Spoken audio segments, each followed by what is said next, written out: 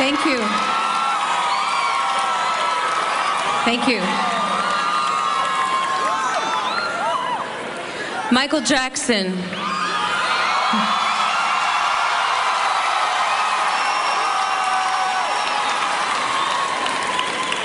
I have a little bit more to say than that. Okay, here we go again. Michael Jackson was born in August 1958. So was I. Michael Jackson grew up in the suburbs of the Midwest. So did I. Michael Jackson had 8 brothers and sisters. So do I. When Michael Jackson was 6, he became a superstar and was perhaps the world's most beloved child. When I was 6, my mother died. I think he got the shorter end of the stick. I never had a mother, but he never had a childhood. And when you never get to have something, you become obsessed by it. I spent my childhood searching for my mother figures. Sometimes I was successful. But how do you recreate your childhood when you are under the magnifying glass of the world for your entire life? There is no question that Michael Jackson was one of the greatest talents the world has ever known.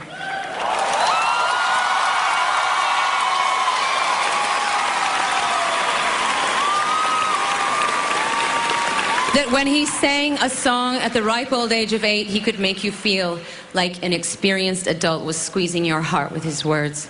That the way he moved had the elegance of Fred Astaire and packed the punch of Muhammad Ali. That his music had an extra layer of inexplicable magic that didn't just make you want to dance, but actually made you believe that you could fly, dare to dream, be anything that you wanted to be. Because that is what heroes do, and Michael Jackson was a hero.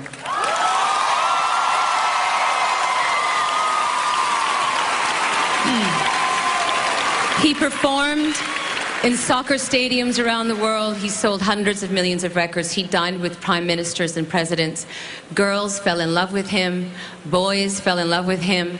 Everyone wanted to dance like him. He seemed otherworldly, but he was also a human being. Like most performers, he was shy and plagued with insecurities. I can't say we were great friends, but in 1991 I decided I wanted to try and get to know him better. I asked him out to dinner. I said, "My treat, I'll drive, just you and me." He agreed and showed up to my house without any bodyguards. We drove to the restaurant in my car.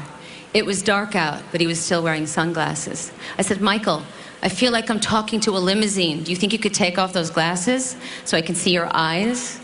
He paused for a moment. Then he tossed the glasses out the window, looked at me with a wink and a smile and said, "Can you see me now? Is that better?" In that moment, I could see both his vulnerability and his charm. The rest of the dinner, I was hell-bent on getting him to eat French fries, drink wine, have dessert, and say bad words. Things he never seemed to allow himself to do.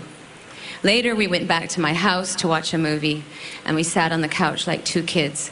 And somewhere in the middle of the film, his hand snuck over and held mine. It felt like he was looking for a friend more than a romance. And I was happy to oblige him.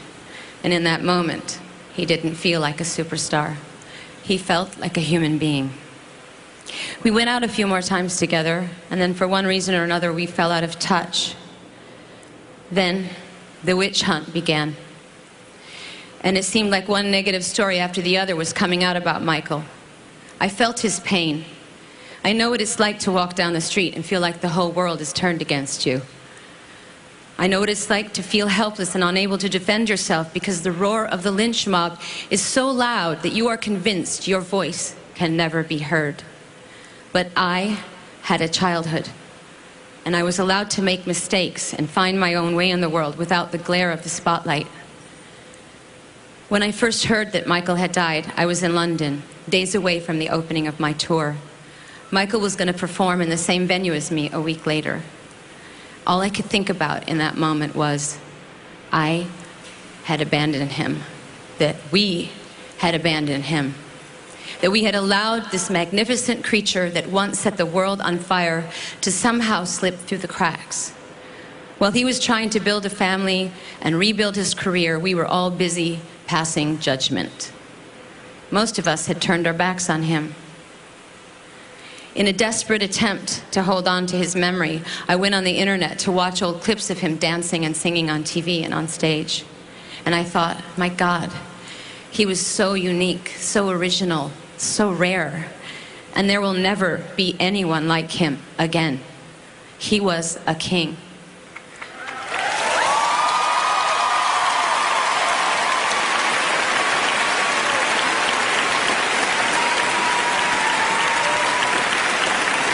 But he was also a human being. And alas, we are all human beings. And sometimes we have to lose things before we can truly appreciate them. I want to end this on a positive note and say that my sons, age 9 and 4, are obsessed with Michael Jackson. There's a whole lot of crotch grabbing and moonwalking going on in my house. And it seems like a whole new generation of kids has discovered his genius and are bringing him to life again. I hope that wherever Michael is right now, he is smiling about this.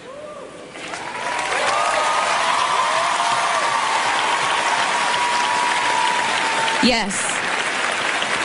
Yes, Michael Jackson was a human being, but damn it, he was a king. Long live the king.